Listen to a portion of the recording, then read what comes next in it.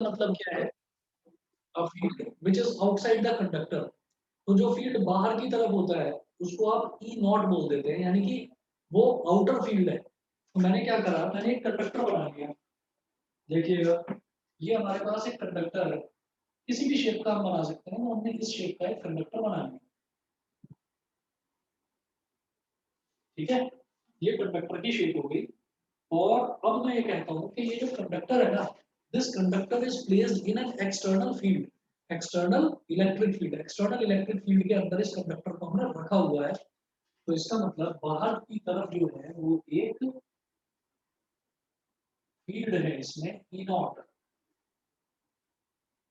हम ये पिछले चैप्टर में भी पढ़ा है और इस चैप्टर में भी न जाने कितनी बार हम इस चीज को डिस्कस कर चुके हैं कि यहाँ पर होता क्या है कि जो भी इलेक्ट्रिक फील्ड होता है ना, इलेक्ट्रिक फील्ड की ये प्रॉपर्टी होती है कि इलेक्ट्रिक फील्ड जो है वो पॉजिटिव टर्मिनल से नेगेटिव टर्मिनल की तरफ जाता है।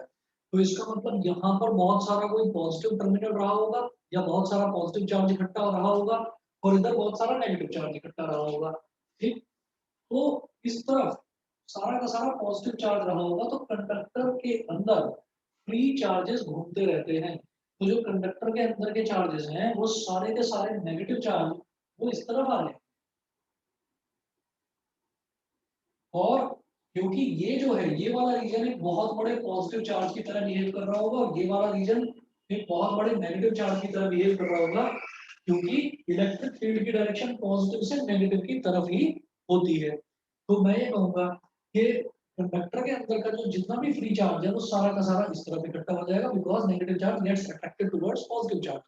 कंडक्टर के अंदर का जितना भी पॉजिटिव चार्ज है वो सारा इस कॉर्नर में इकट्ठा हो जाएगा, because positive charge gets attracted towards negative charge. तो सारा पॉजिटिव जो है वो इधर बन गया।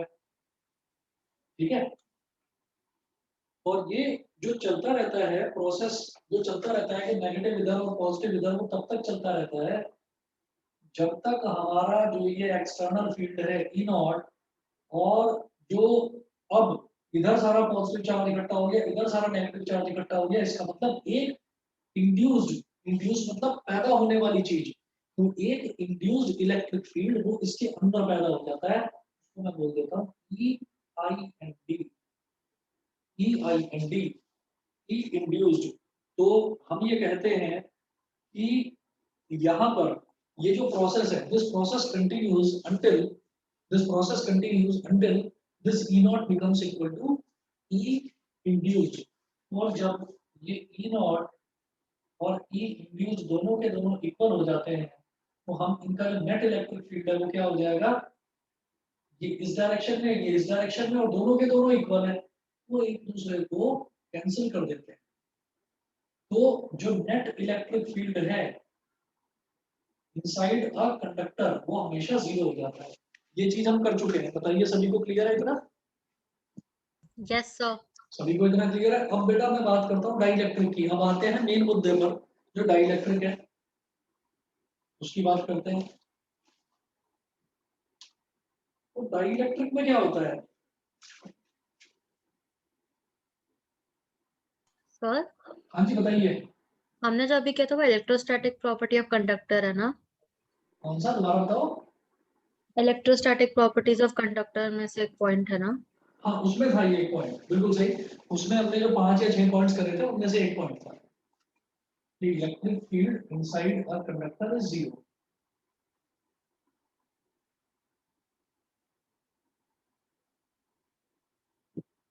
अब देखिएगा, अब मैंने कहा डाइलेक्ट्रिक में और कंडक्टर में जो छोटा सा डिफरेंस है वो क्या है, कि जब कंडक्टर के अंदर बहुत सारे हमारे पास फ्री चार्जेस बड़े आराम से अवेलेबल होते हैं, जबकि डाइलेक्ट्रिक के अंदर अवेलेबल नहीं होते, है ना, होते हैं तो बहुत कम होते हैं।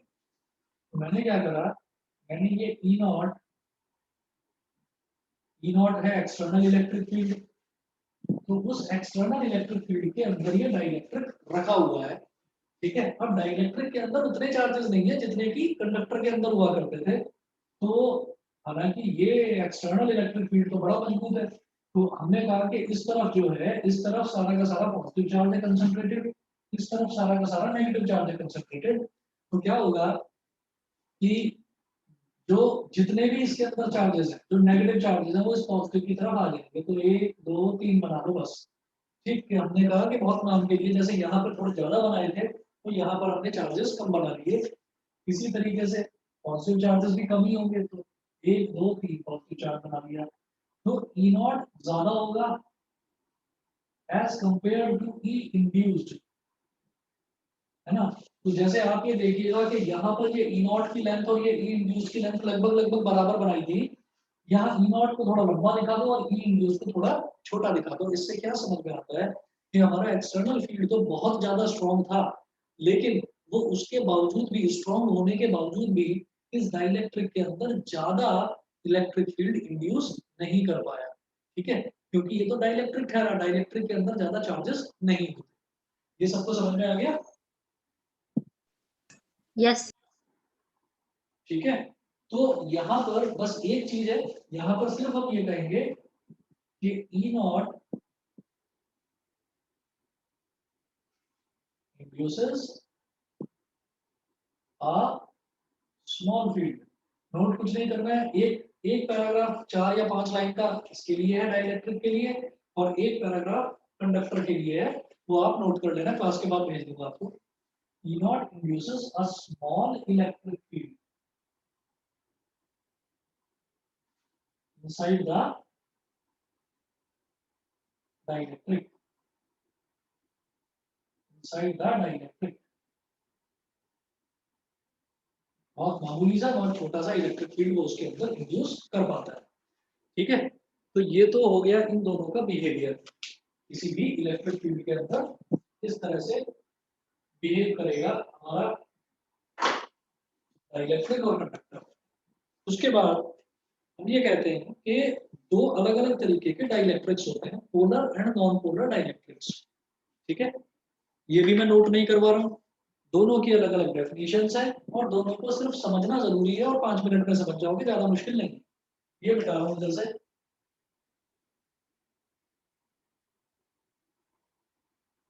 लास्ट टॉपिक चैप्टर क्या है? लास्ट टॉपिक जो है ना, अभी देखिए इसमें 2 3 टॉपिक बचे हुए हैं। एक तो मैं डाइलेक्ट्रिक की वजह से कैपेसिटेंस कितना होता है वो देखूंगा। लास्ट टॉपिक इसमें है कोरोना डिस्चार्ज, जिसमें एक सब टॉपिक भी है collecting action of a capacitor. समझ रहे हो? तो लास्ट टॉपिक तो वो है, 2 3 टॉपिक्स बचे हुए हैं, सब छोटे छोटे टॉपिक्स हैं। बिल्कुल हम आखिरी पोर्शन कर रहे हैं इस चैप्टर का। Yes, sir. अगला है polar and non polar dielectrics.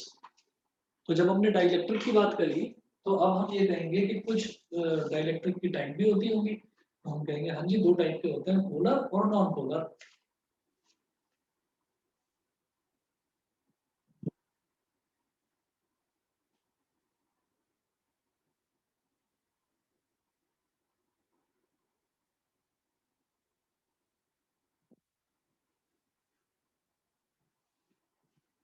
Polar and non polar dielectrics.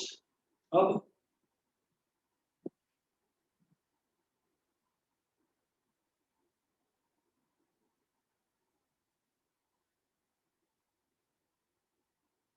Polar dielectric जो होता है, उसमें हम सबसे पहले हमें ये जानना जरूरी होता है कि पोलर मॉलिक्यूल क्या है।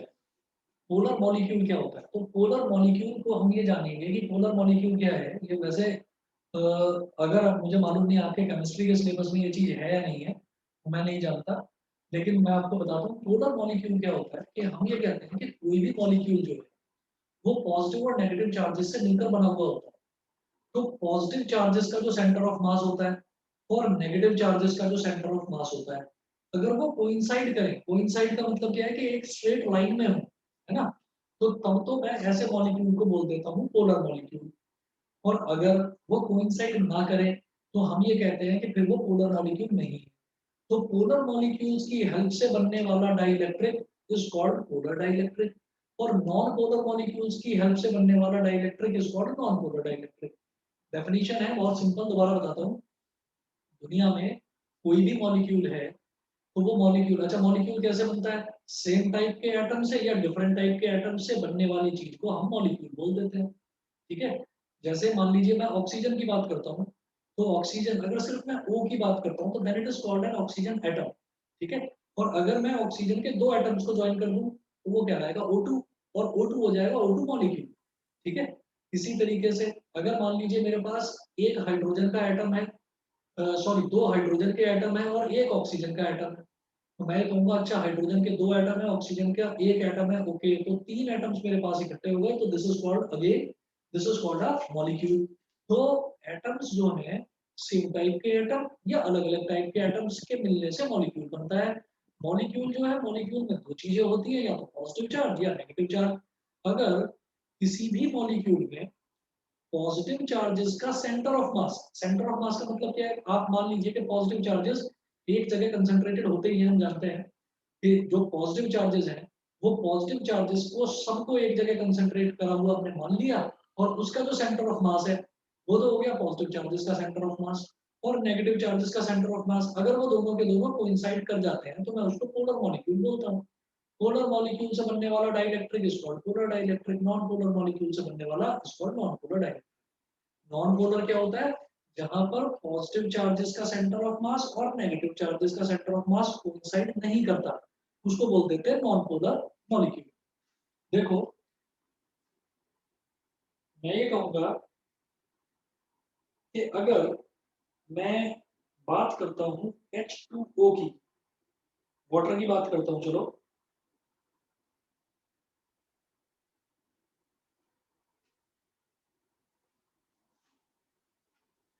तो वाटर को हम वाटर के एक एटम को मैं एक स्फेरिकल शेप से रिप्रेजेंट कर देता हूँ। वाटर में 3 एटम है, दो हाइड्रोजन और एक ऑक्सीजन। तो हाइड्रोजन है एक, और दूसरा हाइड्रोजन भी है, इसके बराबर में बना देता हूँ। एक ये हाइड्रोजन, एक ये हाइड्रोजन, ये 2 एटम हो गए, और एक बना देते हैं बेटा ऑक्सीजन का एटम।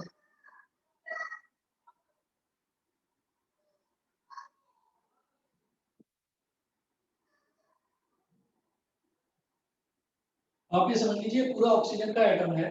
अब आप ये कहोगे ये ऐसा अजीब सा क्यों बनाया, बताता हूँ क्यों बनाया। ये इसका हाइड्रोजन का सेंटर ऑफ मास हो गया, और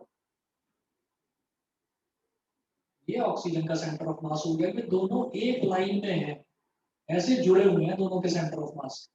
ऐसे ही ये इस वाले हाइड्रोजन का सेंटर ऑफ मास हो गया, और ये इसके साथ इस तरीके से जुड़ा हुआ है। तो हम ये कहते हैं कि ये जब सेंटर्स दोनों एटम्स के, हाइड्रोजन और ऑक्सीजन का ये वाला जो सेंटर्स है ये दोनों के दोनों जुड़े हुए हैं, इस वाले हाइड्रोजन और इस ऑक्सीजन का जो सेंटर्स है ये दोनों के दोनों जुड़े हुए हैं, तो हम ये कहते हैं कि ऐसे जो मॉलिक्यूल है इस तरीके के मॉलिक्यूल कहलाते हैं पोलर मॉलिक्यूल। क्लियर है?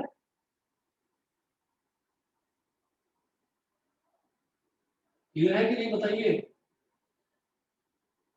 ये Yes, sir. H2O मॉलिक्यूल हो गया, ये पानी हो गया। इसी तरीके से हम ये कहेंगे कि एक और एग्जांपल लेता हूं मैं हाइड्रोजन क्लोराइड का, HCl का। तो HCl में मैंने ये माना कि चलो एक एटम थोड़ा बड़ा है एक एटम थोड़ा छोटा है। मैंने यहाँ पर मान लिया कि क्लोरीन वाला थोड़ा बड़ा है, जैसे यहाँ पर ऑक्सीजन वाले को बड़ा माना था, तो ये क्लोरीन वाला हो गया।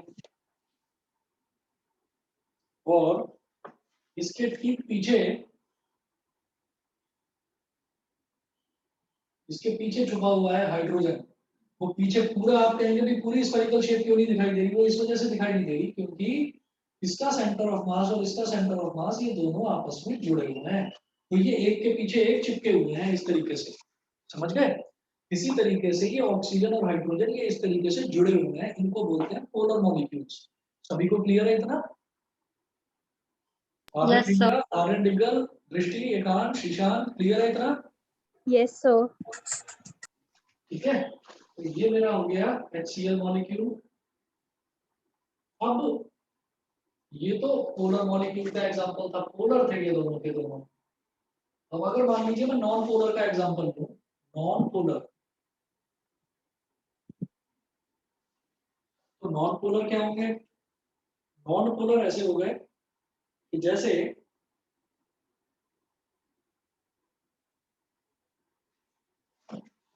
H2 molecule, example H2 molecule, तो H2 मॉलिक्यूल में एक हाइड्रोजन इधर दिखा दो और एक हाइड्रोजन इधर दिखा दो, इसका भी सेंटर ये दिखाई दे रहा है, इसका भी सेंटर ये दिखाई दे रहा है। इसके जो दोनों सेंटर ऑफ मास हैं वो अलग अलग हैं, वो एक लाइन पर लाई नहीं करते, समझ गए कि नहीं? तो एक हाइड्रोजन यहाँ दिखा दिया और एक हाइड्रोजन यहाँ दिखा दिया, तो ये जो है इसके सेंटर ऑफ मास एक सिंगल स्ट्रेट लाइन पर लाई नहीं करते, यानी कि दे डू नॉट कोइंसाइड। तो ये हमारा हो गया नॉन पोलर का एग्जांपल। ऐसे ही एक और एग्जांपल देखिए, एक और एग्जांपल है, इधर ऑक्सीजन दिखाओ, इधर कार्बन दिखाओ और इधर ऑक्सीजन दिखाओ। ये इसका सेंटर ऑफ मास, ये इसका और ये इसका, ठीक है, ये ऑक्सीजन और ये कार्बन, मतलब ये हो गया हमारा CO2 मॉलिक्यूल, ये CO2 मॉलिक्यूल हो गया। तो ये हमारा नॉन पोलर हो गया, क्योंकि इनके भी सेंटर ऑफ, नहीं तो ये इस तरीके से होते हैं। आप एक और तरीके से आप इसको समझ सकते हैं, जैसे कि गोल गोल मोती होते हैं ना, तो जो मोतियों की माला होती है, मोतियों की माला जो है वो उनके सबके सेंटर ऑफ मास से एक होल जा रहा होता है, उस होल के बीच में से एक थ्रेड जा रहा होता है, उस थ्रेड में सारे के सारे मोती जो है वो पिरोए जाते हैं। तो जैसे ये HCl का एग्जांपल है, समझ लीजिए कि जैसे कि ये दो मोती हैं, ये पिरोए गए, जैसे कि ये ऑक्सीजन और हाइड्रोजन दो मोती हो, ये इधर पिरोए गए और दो मोती इधर पिरोए गए, ठीक। और यहाँ पर क्या है, यहाँ पर एक मोती इधर और एक मोती इधर, इनको बीच में बस ऐसे ही चिपका दिया गया। तो कार्बन ऑक्सीजन और ऑक्सीजन इनको चिपका दिया गया। तो एक चीज होती है कि जिसको पिरो देते हैं तो वो तो हो गया पोलर, और जिसको हम नहीं पिरो पाते उसको हम बोल देते हैं नॉन पोलर, ठीक है। और डेफिनेशन वही है कि जिनके सेंटर ऑफ मास कोइंसाइड करते हैं वो पोलर, जिनके सेंटर ऑफ मास कोइंसाइड नहीं करते वो नॉन पोलर। कोइंसाइड का मतलब विच लाई ऑन अ लाइन, जो एक लाइन में लाई करते हैं उनको बोलते हैं कोइंसाइड। सभी को इतना क्लियर है? Yes, sir. ठीक है। अब हम बात करते हैं कि अब अगला जो हमारा टॉपिक है वो है polarization of Yes, sir. Dielectric. हाँ जी, पोलराइजेशन ऑफ अ डाइलेक्ट्रिक। तो पोलराइजेशन ऑफ अ डाइलेक्ट्रिक का मतलब क्या है कि हमारे पास जो डाइलेक्ट्रिक्स हैं, चाहे वो पोलर हो या नॉन पोलर हो, तो मैं उनको पोलराइज कैसे कर सकता हूँ? पोलराइज करने का मतलब क्या होता है ये समझिएगा। डाइलेक्ट्रिक को पोलराइज करने का मतलब ये है कि डाइलेक्ट्रिक से कंडक्शन करवा देना, मतलब एक इंसुलेटर को कंडक्टर बना देना। This is called polarization of a dielectric. और पोलराइजेशन कैसे बनेगा? वो पोलराइजेशन का मतलब ये है, जैसे आप ये समझिए कि ये मैंने डाइलेक्ट्रिक की बात करी थी, तो डाइलेक्ट्रिक को अगर ऐसे ही चुपचाप पड़ा हुआ है ना डाइलेक्ट्रिक, तो डाइलेक्ट्रिक में कोई फ्री चार्जेस होंगे नहीं। लेकिन आपने क्या करा, आपने ये बड़ा मजबूत सा एक्सटर्नल इलेक्ट्रिक फील्ड इसको अप्लाई कर दिया। तो ये जो इलेक्ट्रिक फील्ड है ये क्या करेगा, ये इसके कुछ चार्जेस को तोड़कर इधर ले आएगा और कुछ चार्जेस को तोड़कर इधर ले जाएगा। तो इधर एक तरह से पॉजिटिव चार्ज की लेयर बन गई, भले ही बहुत हल्की सी लेयर बनी है पर बन तो गई ना। और इधर नेगेटिव चार्जेस की एक छोटी सी लेयर बन गई। तो पॉजिटिव और नेगेटिव चार्जेस जब आ गए तो इसका मतलब एक इलेक्ट्रिक फील्ड इंड्यूस हो गया इसके अंदर, हुआ मामूली सा ही लेकिन हो तो गया। तो पोलराइजेशन का मतलब ये होता है कि पॉजिटिव चार्ज को अलग और नेगेटिव चार्ज को अलग तोड़ देना, ठीक है, किसी भी डाइलेक्ट्रिक के अंदर पॉजिटिव और नेगेटिव चार्जेस को अलग अलग कर देना, ताकि वो एक पोल बना दे, जैसे कि मैग्नेटिक पोल बन जाता है, एक तरफ नॉर्थ और एक तरफ साउथ। इसी तरीके से जो इलेक्ट्रिक डाइपोल बनता है उसमें क्या होता है, एक तरफ पॉजिटिव और एक तरफ नेगेटिव। तो पोलराइजेशन का मतलब ये है कि उसको पोल बना देना, समझ गए? अभी इसमें polar and non polar dielectric आपको समझ में आ गया है।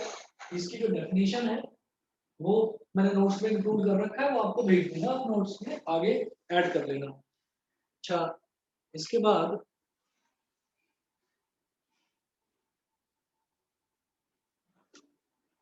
अगला जो मैं समझाना चाह रहा हूँ वो है polarization of a non polar dielectric in an external electric field.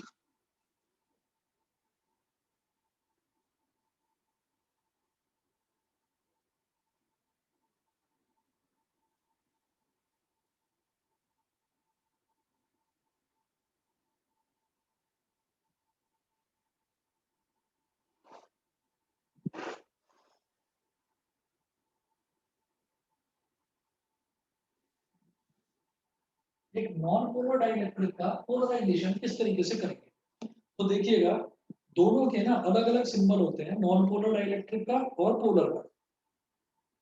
जो नॉन पोलर डाइलेक्ट्रिक है उसको हम सर्कल से रिप्रेजेंट करते हैं। किस तरीके से, देखिएगा,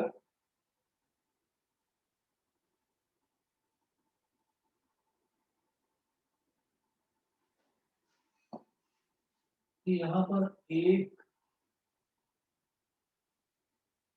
2 3 4 5 6 7, ऐसे 7 आप सर्कल बना लीजिए, ठीक है।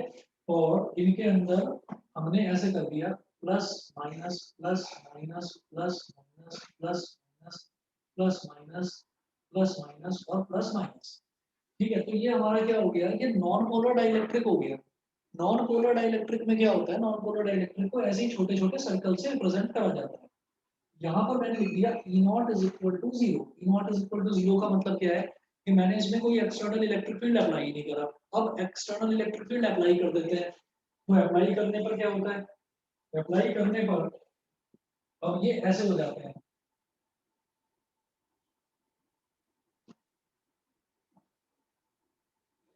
इनकी शेप चेंज हो जाती है, ये थोड़ा सा इलोंगेट हो जाते हैं। Minus plus minus plus minus plus minus plus, ये कब है, जब आपने एक एक्सटर्नल इलेक्ट्रिक फील्ड अप्लाई कर दिया, यानी कि अब एक्सटर्नल इलेक्ट्रिक फील्ड की कुछ वैल्यू है, मतलब वो जीरो नहीं है। तो इसीलिए on application of external electric field आपका जो नॉन पोलर डाइलेक्ट्रिक है उसकी शेप ऐसे हो जाती है।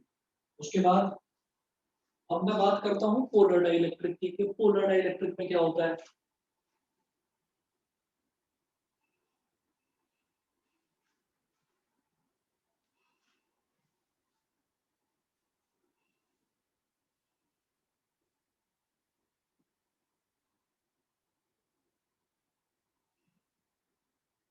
पोलर डाइलेक्ट्रिक के केस की बात करते हैं।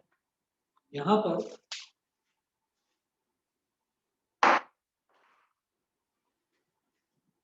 पोलर डाइलेक्ट्रिक जो है वो ऑलरेडी उसकी शेप पहले से ही ऐसी होती है पोलर डाइलेक्ट्रिक की।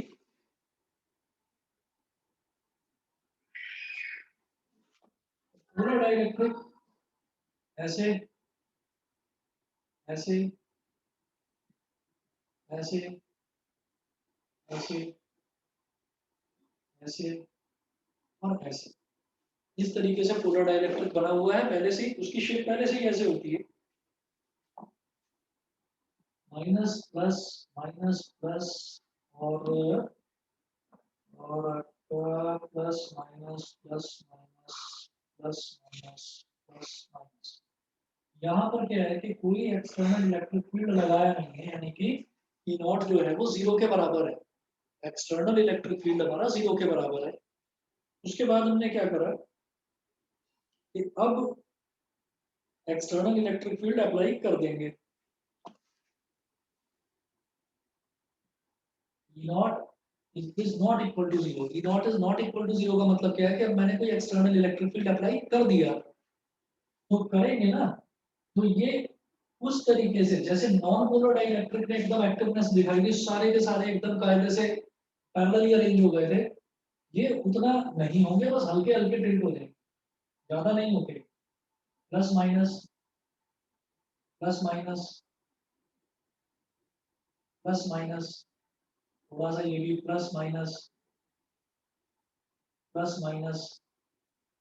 और प्लस माइनस। ये आपको एक चीज समझ में आ गई होगी कि पॉजिटिव इधर और नेगेटिव इधर क्यों बनाया है, क्योंकि जब इलेक्ट्रिक फील्ड अप्लाई कर दिया तो इलेक्ट्रिक फील्ड इस डायरेक्शन में अप्लाई कर रहे हैं।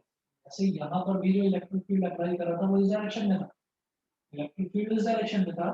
तो इसका मतलब क्या है कि इधर पॉजिटिव चार्जेस रहा होगा इलेक्ट्रिक फील्ड का और इधर नेगेटिव चार्जेस। तो इधर नेगेटिव चार्ज है तो वो पॉजिटिव इस तरफ टिल्ट हो जाएगा, उसकी तरफ झुक जाएगा, और नेगेटिव इधर पॉजिटिव की तरफ झुक जाएगा। इतना सभी को क्लियर समझ में आ गया? बताइए मिलन, वंशिका, सर कनिष्का। एक और बार एक्सप्लेन कर दीजिए। दोबारा बता रहा हूँ, दोबारा देखिएगा कि इसमें हम ये बोलते हैं कि इसमें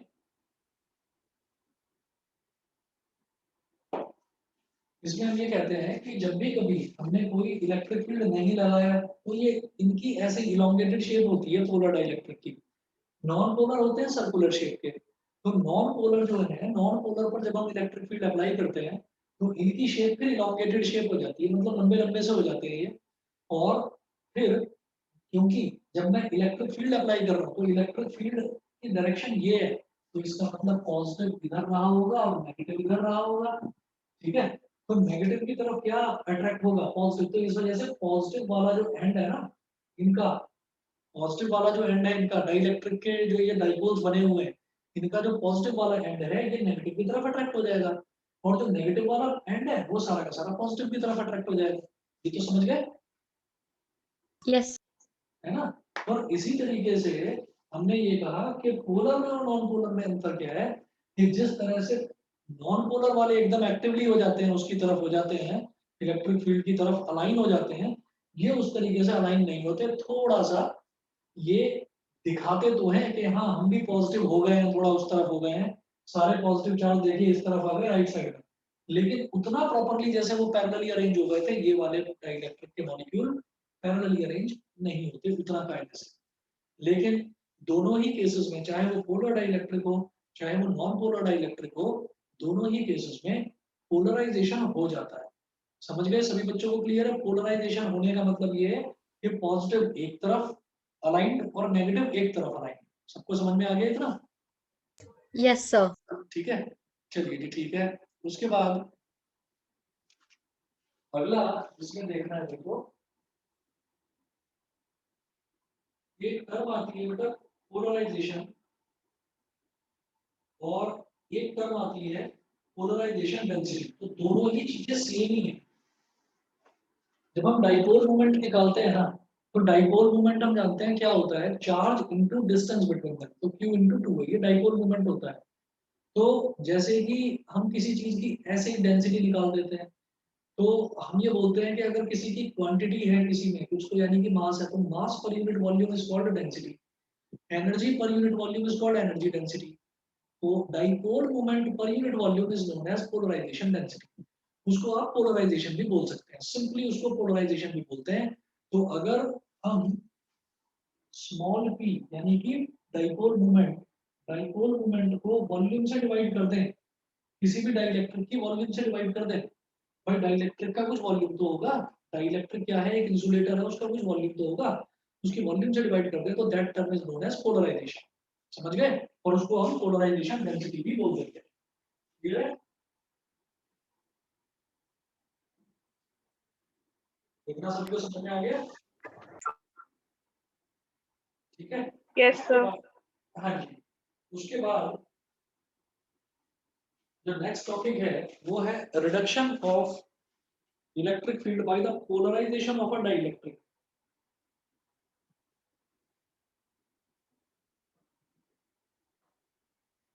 इसका भी बस एक छोटा सा डायग्राम बनाकर दिखाऊंगा। ये मिटा रहा हूँ इधर से।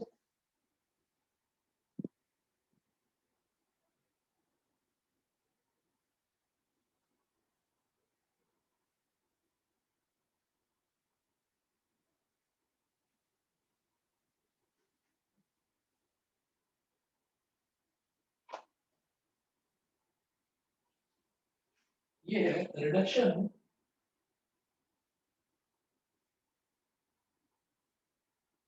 Of electric field by the polarisation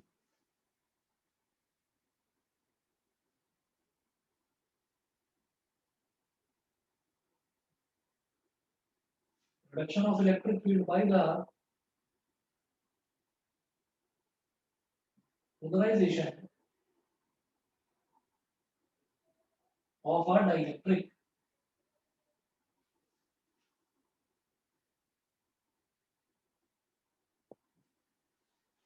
जब हम पोलराइजेशन करते हैं ना किसी भी डाइइलेक्ट्रिक का, तो इलेक्ट्रिक फील्ड का रिडक्शन होता है। किस तरीके से रिडक्शन होता है देखिए। अब इसमें हम एक काम करेंगे,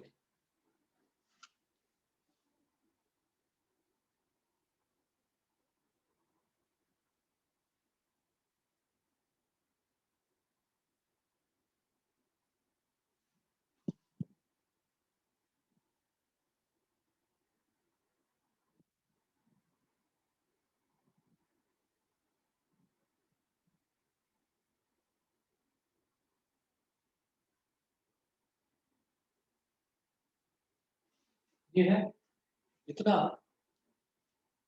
अभी मैं क्या बना रहा हूँ वो देख लीजिए आप।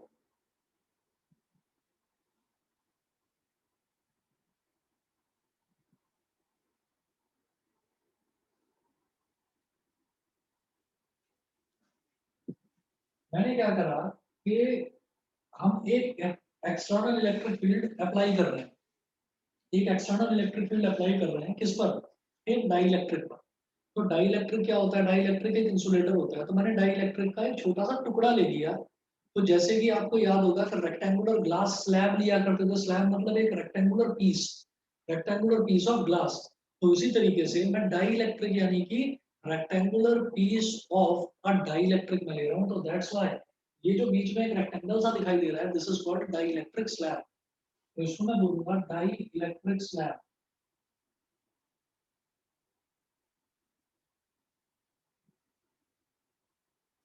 तो अब मैं ये देख चुका हूँ कि डाइइलेक्ट्रिक दो तरीके के होते हैं, या तो पोलर या फिर नॉन पोलर। ठीक है। तो मैंने ये देखा कि पोलर तो पहले से ही इलोंगेटेड शेप के होते हैं। नॉन पोलर पहले सर्कुलर शेप के होते हैं, लेकिन अगर इलेक्ट्रिक फील्ड अप्लाई कर दिया जाए तो फिर वो भी इलोंगेटेड शेप के हो जाते हैं। तो कुल मिलाकर इधर इतना ज्यादा पॉजिटिव चार्ज इधर रखा, इतना ज्यादा नेगेटिव चार्ज इधर रखा, इसका मतलब ही क्या है कि यहाँ पर एक इलेक्ट्रिक फील्ड है ई नॉट, है ना। तो इसका मतलब मैंने इलेक्ट्रिक फील्ड अप्लाई कर दिया डाइइलेक्ट्रिक में। अब चाहे वो पोलर है तो इलोंगेटेड का इलोंगेटेड ही रहेगा। उसके जो डाइइलेक्ट्रिक के जो मॉलिक्यूल्स हैं इलोंगेटेड के इलोंगेटेड ही रहेंगे। और अगर वो नॉन पोलर है तो नॉन पोलर सर्कुलर शेप के होते हैं, वो वैसे अब इलोंगेटेड हो जाएंगे। तो मैंने ये बोला ठीक है, इस तरीके से हो जाएगा minus plus minus plus minus plus, और इधर भी minus plus minus plus minus plus minus plus minus plus minus plus minus plus minus plus और माइनस प्लस।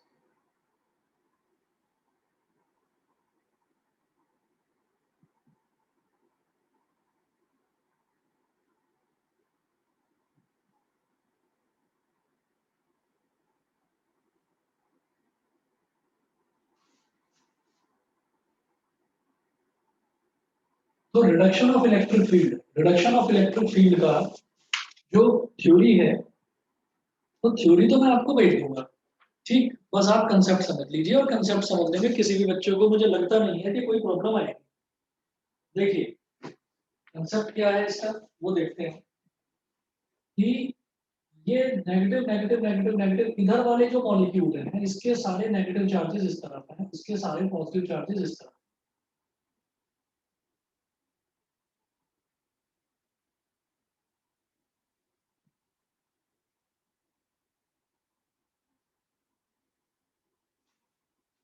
ये जो मैंने डॉटेड रीजन बनाया है ना, इसको हम बोलते हैं region of zero charge density. इस रीजन में चार्ज डेंसिटी होती ही नहीं, टोटल जीरो हो जाती है चार्ज डेंसिटी। कैसे? आप ये देखिए, ये पॉजिटिव और ये नेगेटिव, पॉजिटिव और नेगेटिव ने एक दूसरे को नलीफाई कर दिया। ये पॉजिटिव और ये नेगेटिव दोनों ने एक दूसरे को नलीफाई कर दिया। इस पॉजिटिव नेगेटिव, ये भी पॉजिटिव नेगेटिव, ये भी पॉजिटिव नेगेटिव, ये भी पॉजिटिव नेगेटिव, फिर अगला positive negative positive negative positive negative, इन्होंने सबने ये plus minus plus minus plus minus. तो ये बीच में जितने भी चार्जेस हैं, ये सारे के सारे जो डाइलेक्ट्रिक्स हैं, ये जो डाइलेक्ट्रिक मॉलिक्यूल्स हैं, ये सारे के सारे इतने नजदीक हैं कि हम ये कहेंगे कि इनके जो पॉजिटिव और नेगेटिव चार्जेस हैं वो उतने ही हैं। पॉजिटिव उतने ही हैं जितने नेगेटिव है। देखो, एक दो तीन चार पाँच, एक दो तीन चार पाँच 10 और 5 15, तो 15 पॉजिटिव चार्ज है बीच में और 15 नेगेटिव चार्ज है। तो इन 15 पॉजिटिव और 15 नेगेटिव चार्जेस ने आपस में एक दूसरे को खत्म कर दिया। ठीक है। तो इसका मतलब जो चार्ज डेंसिटी है अंदर कुछ बची ही नहीं। जो ये वाला रीजन है ये हमारा जीरो चार्ज डेंसिटी वाला रीजन है। तो इस तरह से, और यहाँ पर बचा क्या? इधर वाले मॉलिक्यूल्स हैं, इनकी मजबूरी है कि ये इधर लगे ही रहेंगे, चिपके ही रहेंगे। नहीं तो जो इधर वाला नेगेटिव है और इधर वाला पॉजिटिव है, ये भी सोचते हैं कि अरे हम भी कंबाइन कर जाते हैं। ठीक, लेकिन ये कंबाइन नहीं कर पाएंगे because of this applied electric field. और अप्लाइड इलेक्ट्रिक फील्ड हटा दो तो ये भी कंबाइन हो जाएंगे, फिर आपके टूटे हुए चार्जेस बचेंगे ही नहीं, कुछ सब जुड़ गए आपस में। तो वही एक प्रॉपर्टी होती है डाइइलेक्ट्रिक की, कि जिसमें अलग अलग आइसोलेटेड चार्जेस होते ही नहीं है। ठीक है, तो वो फिर से वापस वही इंसुलेटर बन जाएगा। तो इस अप्लाइड इलेक्ट्रिक फील्ड ने क्या करा कि चार्जेस तो बन गए थे बहुत सारे, लेकिन ये जो बीच के चार्जेस हैं जितने पॉजिटिव है उतने ही नेगेटिव हो गए, और इन्होंने एक दूसरे को नलीफाई कर दिया। तो इधर वाले नेगेटिव चार्जेस जो बचे रहे बेचारे चार, वो सॉरी पांच, और इधर वाले पॉजिटिव चार्जेस। तो इन पॉजिटिव और इन नेगेटिव चार्जेस की वजह से एक बहुत मामूली सा छोटा सा इलेक्ट्रिक फील्ड होगा। तो ज्यादा बड़ा इलेक्ट्रिक फील्ड इस वजह से नहीं होता डाइइलेक्ट्रिक के अंदर। बताइए जी, सभी को समझ में आ गया? हमने इससे पहले ये बताया था कि जो डाइइलेक्ट्रिक होता है, डाइइलेक्ट्रिक के अंदर इलेक्ट्रिक फील्ड कम होता है, इंड्यूस्ड इलेक्ट्रिक फील्ड बहुत कम होता है। कंडक्टर के अंदर टोटली जीरो होता है। ठीक, तो हम ये कहेंगे कि कम होता है, लेकिन क्यों होता है वो कम, ये तो बताओ। वो कम इस वजह से होता है कि जो बीच के मॉलिक्यूल्स हैं उन्होंने एक दूसरे को नलीफाई कर दिया। तो जो इधर नेगेटिव बचा वो थोड़ा सा नेगेटिव इधर बचा, थोड़ा सा पॉजिटिव इधर बचा, तो उसकी वजह से इलेक्ट्रिक फील्ड होता है, लेकिन बहुत रिड्यूस्ड होता है, बहुत छोटा होता है। That's why electric field reduction. समझ गए सभी बच्चे? क्लियर है? Yes sir. ठीक है, बस तो जी आप इतना कर लीजिए, मैं यहाँ तक के आपको नोट्स भेज देता हूँ। ठीक, थ्योरेटिकल पोर्शन था, समझाने में टाइम ज्यादा लगता है, इस वजह से मैंने आज का आपको नोट नहीं करवाया है। तो मैं आपको ज्यादा से ज्यादा 2 या 3 पेज भेजूंगा, उसको आप नोट कर लेना, बाकी कल की क्लास में आगे कंटिन्यू करते हैं शाम को। ठीक है, और दूसरा चीज, एक चीज आपको बता रहा हूँ कि मैं रोज ही 9 से 10 या 9 से पौने 10 मैं रोज क्लास ले रहा हूँ, या तो 12th वालों की लेता हूँ या 11th वालों की। तो आप शाम को 7 साढ़े 7 बजे तक एक बार अपने मैसेजेस चेक कर लिया करो, जो ग्रुप है वो चेक कर लिया करो। तो मैं उसमें एक्स्ट्रा क्लास की इंफॉर्मेशन डाल दूंगा। तो बार बार बताना मेरे लिए पॉसिबल नहीं है, लेकिन वही चीज है कि मैं 7 या साढ़े 7 बजे तक ये क्लियर हो जाता है कि मैं कौन से क्लास की लेने वाला हूँ एक्स्ट्रा क्लास। ठीक है, तो आप 7 साढ़े 7 बजे एक बार फिजिक्स का या मैथ्स का ग्रुप एक बार चेक कर लिया करो। ठीक है, चलिए जी, ओके। Thank you.